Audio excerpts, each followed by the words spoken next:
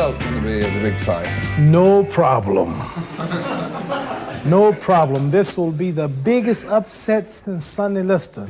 And I think it is befitting that I go out of boxing just like I came in, defeating a big, bad monster that nobody could destroy. A hard punch. I'm the underdog.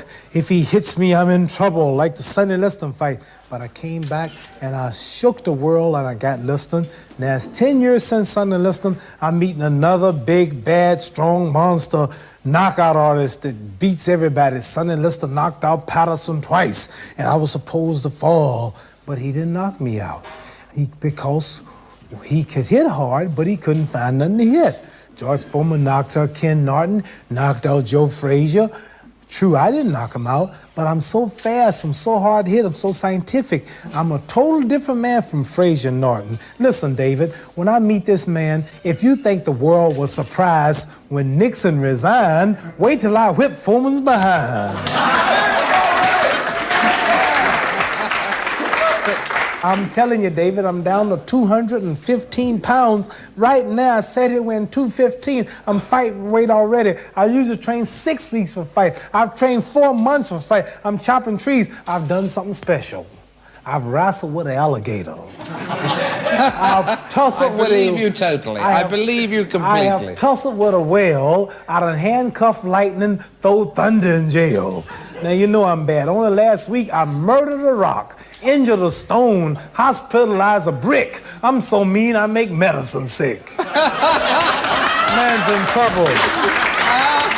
Listen, George Foreman, people are afraid of George Foreman. They talk about how hard he hits. The world has been deceived. You listen to me now. I've never told you wrong. The man don't hit hard. He knocked Joe Frazier down 6 times. He got up 6 times. Joe King Roman, his Tokyo, Japan fight, the Puerto Rican champion, knocked him down 3 times. He jumped up 3 times. He knocked Ken Norton down 4 times. He jumped up 4 times. When have you ever saw the man say 7, 8, 9, 10, count his man out? When I hit Sonny Liston the second fight, he stayed out for the count of 10. Zora Foley stayed out for the count of 10. Cleveland Williams stayed out for the count of 10. What few I have knocked out stayed down. Sugar Ray Robinson knocked him out for the count of 30. Joe Louis, Marciano, Jack Dempsey, Jack Johnson, Archie Moore, Ezra Charles, they knock him out cold. So this man has never knocked nobody out cold. He's a bully. He's slow. He has no skill, no footwork. He's awkward. And I have given him a name.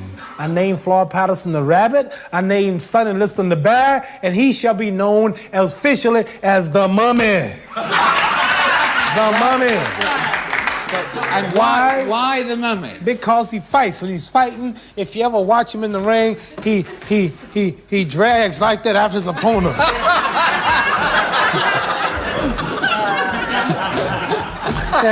And how's a mummy gonna catch me? When you're fighting a mummy, you just keep a step ahead of the mummy. Yeah. See? You're moving. Just move on the mummy. No, mummy, I'm over here. No, mummy, I'm over here. Yeah, no, you moving too fast. The mummy don't move that fast. Well, Let me tell you something, David. I shall be the mummy's curse that night. Have you heard of the mummy's curse? Have I heard of the Mummy's Yes, Curse? I saw the movie. It's going to be some fight. The greatest fight, the greatest event of all times when I get to Kinshasa, Zaire, in Africa. 2 billion people will watch the fight, and that's 10 times the population of America. That's like a country 10 times bigger than America.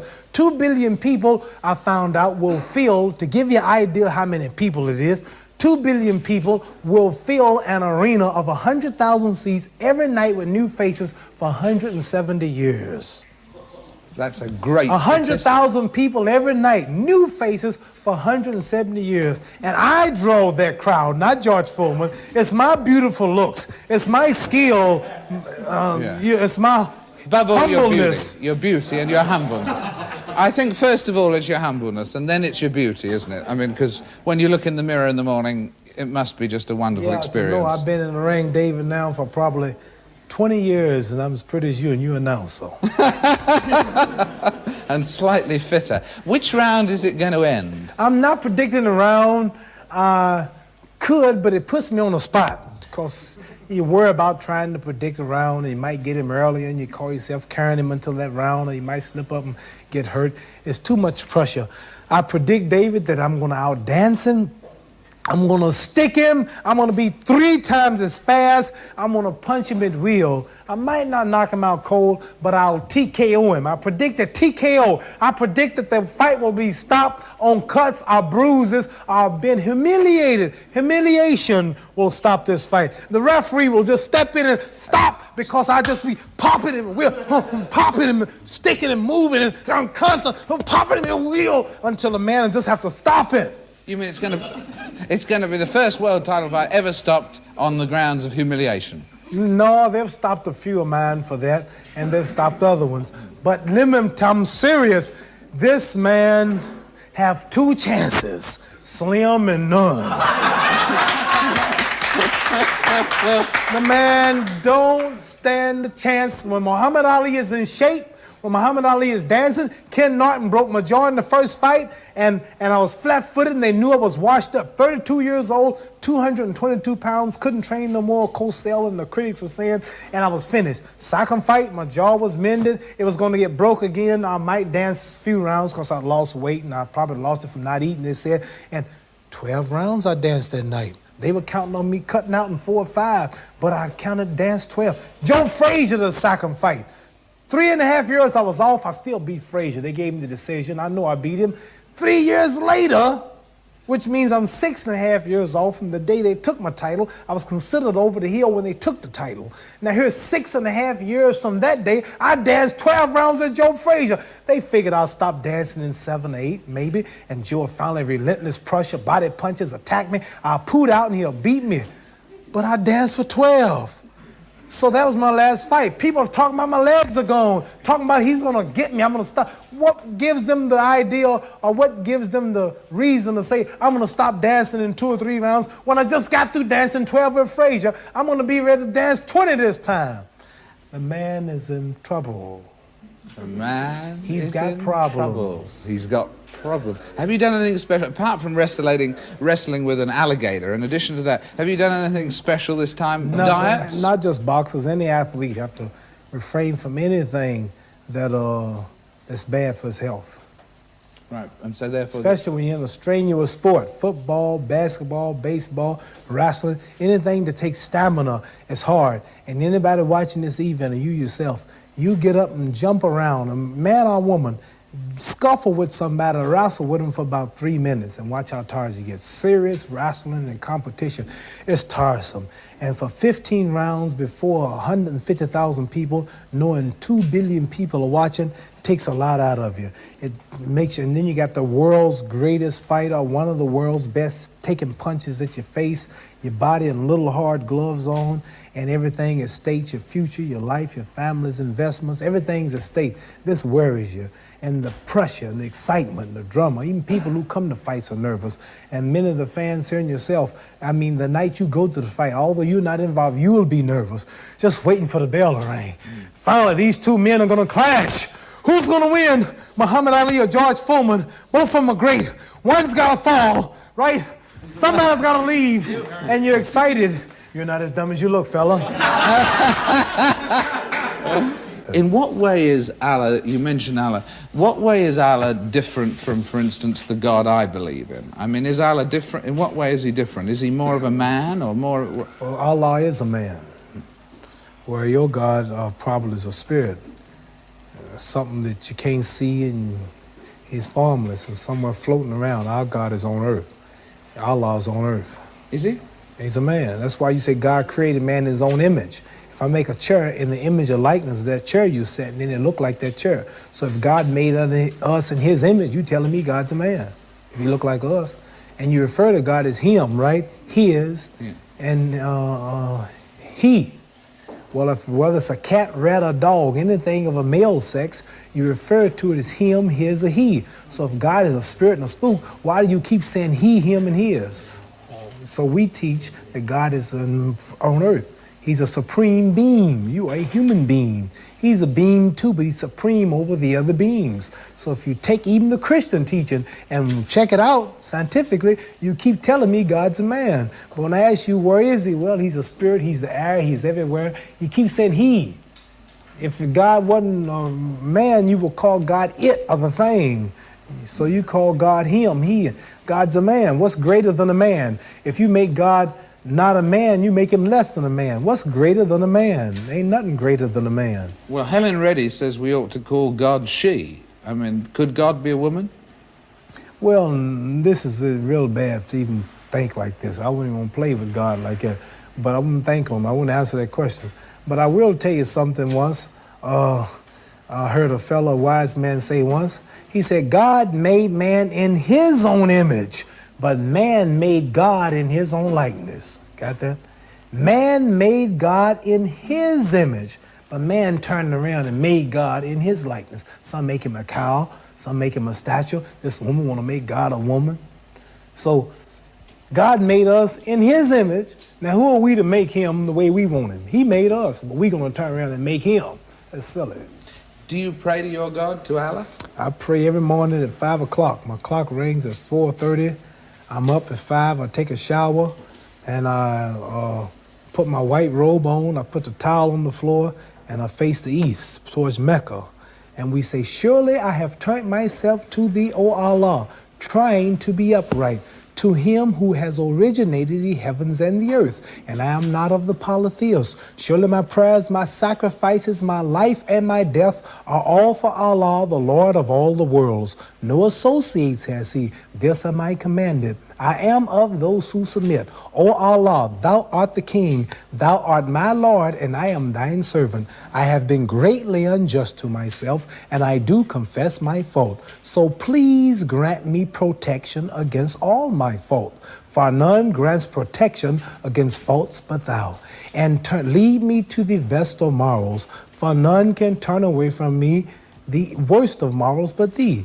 And guide me to the best of morals, for none can guide to the best of morals but thee.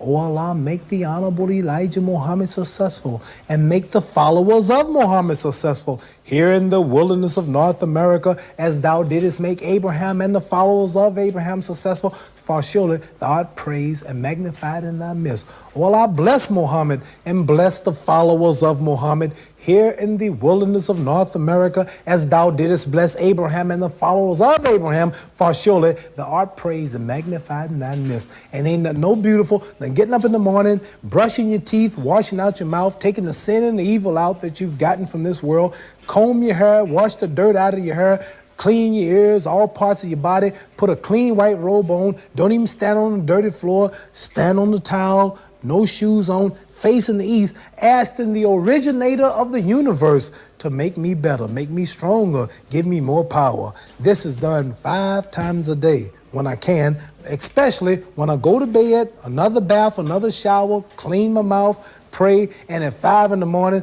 this goes on. And when I'm right. Now, I didn't do that for the first Frazier fight, nor the first Norton fight. Really? No, sir.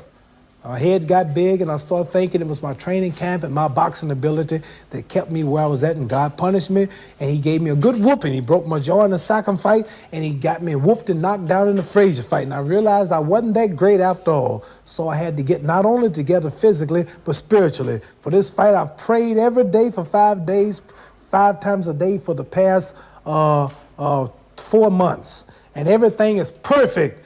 And if Allah's with me, it ain't no way no man can win. No way. When I got Allah and Elijah Muhammad, can't no human being win. There's no way.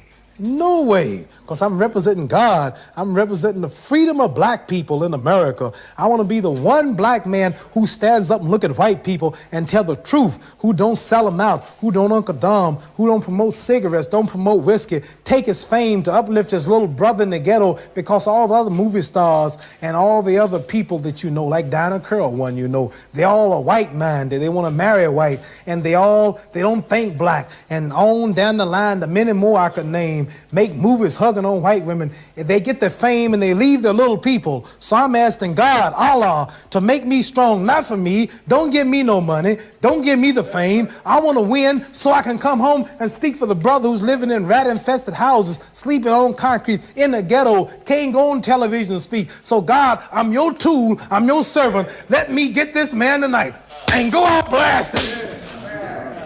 That's the way I think.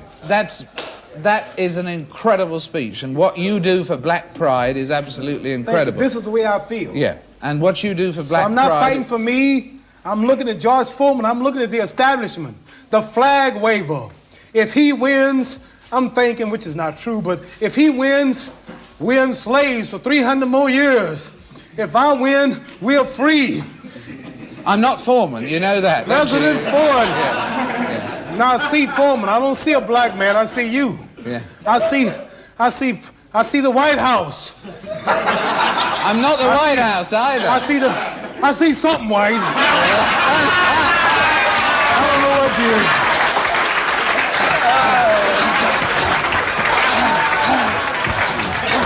But I'm fighting. I'm fighting slavery. I want to be free. That's what I'm fighting. Okay, you can be free. You persuaded me. No, but you do fantastic. That's the way I think, too. That's the way I think. I just don't be fighting. I think I got to get my mind like this, see? I'm bucking so many odds, and I'm a bad man. So, too much for me to handle. I got to call on the supreme being to step in, to intervene. Same with the Liston fight. I did a lot of praying. And same with the draft. Same with the Sacker-Norton fight, the Sacker-Frazier fight. Divine power came in. If you watch the last round of Norton, the last round of Frazier, you'll find that if I lost the last round of Frazier in this fight, I would have lost the fight. You found that if I lost the last round of the Norton fight, I lost the fight. Those two fights, I got a supreme power from the supreme being. I start dancing, I start moving, and anybody watch that fight don't know how Muhammad Ali came back in them rounds, because I prayed heavy and relied on Allah, and I danced. I was sticking and dancing. I was eating Frazier up in that last round. Ken Norton come back after broken jaw, dancing. He was fast, and I was faster. So this fight, I called on everything. Not only my physical ability, but all the supreme being, Allah.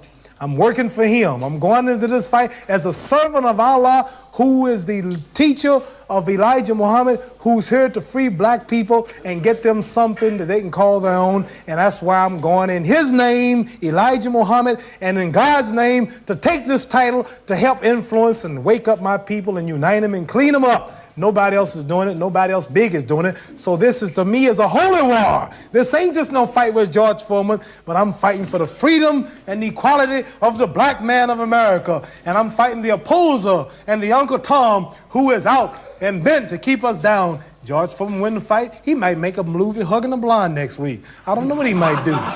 He might take that fame and lead our people wrong. If I make a movie, I'd have to hug a sister. So I have to hug my own. So I'm going in. This is spiritual. This ain't no fight no more. This ain't no sport no more. As one man have on the New Time magazine called New Time, says, headline, Can Allah Save Ali? They know it's divine too. Can Allah save Ali? But I mean, the thing is that obviously the first thing that's got to happen is that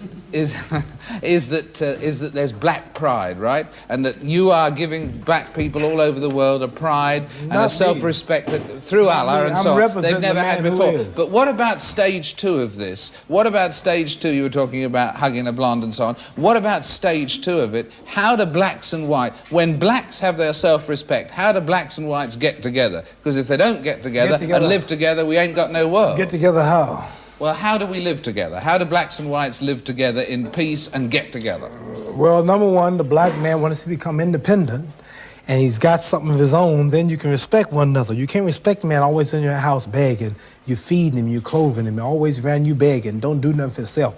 America must help the slave to go for himself. And Elijah Muhammad says the only way we can get together is to let the slave live to himself, govern himself, marry himself, rule himself, build for himself, and educate himself on some land of his own. A total separation of the races is what we believe is the solution to our problem. Black man on his own land, building for himself. Everybody has a nation but the Negroes in America.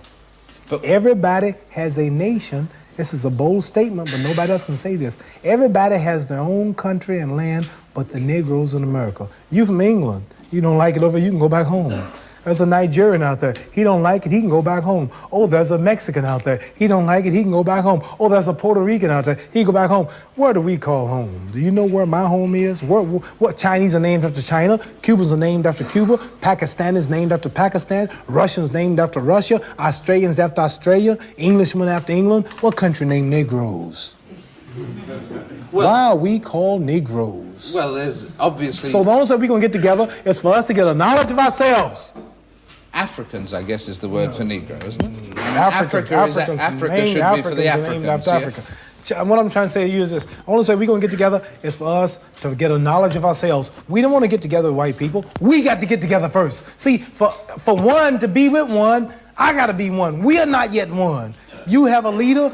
Everybody's got, somebody represents England, Ford represents America, Sadat represents Egypt, Hossein represents Jordan, Miss So-and-so represents Israel. Now, who represent us? Black people have a meeting, 64 leaders show up. See, we not one, we too divided. And after we quit cutting each other, pulling each other down, fighting, disrespecting each other, clean up self, respect self, gang wars, and all kind of problems, after we unite, then if there's any love left, then we love somebody else. But first, we gotta unite. So ain't no such thing as how do we get together. We gotta get together first, and then you ask me that question. All right. How long will it take? We not together. How long will it take for you all to get together? As soon as the black people all get behind Nabi Elijah Muhammad, they'll be together. Only one man getting black people together, and that's Elijah Muhammad, the man that white people and the government don't talk about. They fear him and don't give him no press and don't want nobody to hear him. Because once you hear him, if you're black, you're never the same. But what about other black leaders like Martin Luther King, the Reverend Jesse Jackson, and black leaders around the world as well? Do you respect what they're doing too? Not Kenneth what they're Cowan? doing. Not what they're doing. Jesse Jackson's a crook. He steals everything Elijah Muhammad's got. Everything he do is Elijah Muhammad's program, but with another title on it. See? And Martin Luther King, his goal was to walk down the street one day with a white girl. We don't call that progress. No white woman watching this show or no white man in his or her right mind, white mind, want black boys and black girls marrying their white sons and daughters, in return introducing their grandchildren as half brown, kinky head Negroes. They don't want it. And Why not? Why not? You know why not. Nobody else, and I tell you something else, why not? For what? Every man likes a son who look like himself. I love my little boy, and my wife, pretty brown girl, look like me. I love my daughters. I don't want no blonde-headed, green-eyed No, but daughters. surely, no, everybody wants a child. Looks like himself. No, everyone wants a child that looks like the combination of himself and the woman he loves. Yeah. And therefore, if the combination comes out coffee, what's wrong with that? No, I'll tell you what, the integrated couples don't make it. I can name them all week. They just don't make it, and the world's against it. If God's against it, it ain't because we hate each other. Bluebirds and redbirds are both birds, but they don't get along. Pigeons and eagles don't fly together. The buzzards, everything hangs out with its own. White people are culture's different from black people. Puerto Ricans and Indonesians cannot integrate. Egyptians and Germans cannot integrate. Australians and Mexicans cannot integrate. They have different foods, they have different music, different cultures. See, you white and I'm black. If white people have a party tonight and black people have a party, the party will be 100% different. The music, I go in a white restaurant, we integrate today, right? You go in a white restaurant, you gotta look all day on the jukebox to find some music. No. At our party, we'll have Aretha Franklin, Stevie Wonder, Let me tell you now, if I go play a jukebox in a white restaurant, anybody black Italian here, you got to look all over that box for some black music. Hank Snow, Johnny Cash, Josh White. All kind of names I ain't never heard of. You know, when that train comes around that mountain, when that train comes, and that truck driving back. So what I'm saying is, ain't nothing wrong with that music, but that fits the white culture. You go in our joints, oh baby, don't leave. Oh, I cried all night. Who's that running out of my back door, honey? Oh, but see, those are our problems. Then I go to Chinese restaurant, pling, ting, tang, tong, tong, ting. So we can't integrate. Yeah. We ain't gonna never have no peace. The culture, the nature's different. I don't hate you. We can eat in your restaurant. We want to marry your women. We got your women now. It ain't nothing we can't do today. But these things the dog got. I see dogs on television eating out of the same plate with white people. I see dogs in the buses, and they do everything with the dogs. So I ain't getting nothing the dog ain't got. So really, ain't nothing in this integration. I need some land. I need some jobs. My people need jobs. We need something so we can build and do for ourselves, and we must have some land. 40 million people. You know, it's a lot of Negroes just in New York, in Cleveland, Baltimore, Washington, California. It's a lot of black. Woo, that's a whole nation. 40 million, man. They don't tell you the truth about that. They want us to stop having babies. They I give thought them it was birth 20 control. million. They're paying black women It's not 40 to have babies million, not now. 20 million? Yeah, they're paying black women not to have babies now. They got all kind of plans to stop our race. Well, everyone. So when we know all of everyone's this, getting into birth so now control, a not just a blacks. man with my knowledge, what can you tell a man like me now? What's your suggestion? Ask your question. Okay, you talking to me, not a dumb Negro or pork chop eater, don't know the truth. I'm free now. I woke up. Now, what are you gonna tell me now? I done gave you my solution, some land of my own, doing something for myself like you, England, and America do. Now, I know you're not against the black man. I know you're not against me having my land, are you? I Not know at you all. English done ruled and slaved forever for a long time. But do you still today don't want me to have my own country and build for myself and govern myself? Would you think that's bad if we thought like that? I What's think- your solution to my problem? 1974, then you all some white man just flew from New York to England in an hour, less than 2 hours. You all are so progressive. You're walking around on other planets. Now, today, I'm intelligent too now. What's your suggestion? What should be my movement? Integrate? Yeah, equal rights in a mixed society. In this society where you still own the government, you still own the train station, the railroad plant, the lecture plant, these television cameras, you still make all the food, you control everything, and I'm like a leech on a dog's back. All I can do is just wait for you. I can't do nothing for myself. Integrating in your society don't mean I'm doing nothing for myself. You doing it all. I want to do something for myself. I'm tired of depending on you. You might get broke one day. Your stores might close. Your gas pumps might cut off again. I'm relying on you now. Can I have my own land and country? Well, you've got your own freedom here, for instance. I know you're luckier than many black people I'm in not talking America, about but me. you're your own I'm boss. speaking for my nation. I know, I appreciate If I was that. representing just me, I wouldn't be talking like this, because I got it made. I'm talking for my brothers who's out But there I just catching don't hell. see how, Mohammed, You I don't don't see see how you can slice up America into bits and get Well, all the then we whites in leave. one area and all the blacks Well, in then another. then we leave then. We leave. But they'd miss you. I know it. Is this definitely, whatever happens, your last fight? My last. This is the last. Win or lose, it's your... Ain't no such thing as lose. This is the last of Muhammad Ali. So enjoy the fight, get to the theater, and see perpetual motion in action. The most scientific, the most creative, the most artistic. I'm an era. I'm not just boxing retired. This is an era going out. The most talked about, the most colorful, the most wisest mentally, the most controversial, the boldest, most courageous, the greatest fighter, the best Most looking humble, physically the most- of all times. This will be the last rumble, and I invite all of you to be there among those of us who dare to dare. To dare, to dare, to dare. And when one day you die, and you appear before Allah or Allah... We don't die. We don't go nowhere when we die. Islamic don't? teaching different Christianity. When you die, you're dead. You don't go nowhere. don't go nowhere? Where you gonna go? I prove I you. don't know where to- You where. go dig up some graves that died 200 years ago. I bet you their bones are still there. They don't go nowhere. There ain't no people going nowhere. The dead rise and see the light. That meant the people who were mentally dead, and you're looking at one now. I was once a Christian. I was once a clay, a Negro. Before I heard Elijah Muhammad, I couldn't talk to you. I couldn't open my mouth. See, he makes the lame speak, makes the blind see, makes the lame walk, makes the deaf talk. See, that's Elijah Muhammad. We are those who were dead for 3 days, meaning 300 years. That was a parable. You didn't understand it. Didn't no dead man get up and rise, and ain't no dead man gonna rise. The mentally dead will rise. When I'm dead, that's it. My son will carry on. But you really don't believe that. And once you hear the truth, you don't want no pie up in the sky after you die. You want something sound while you're still around here on the ground.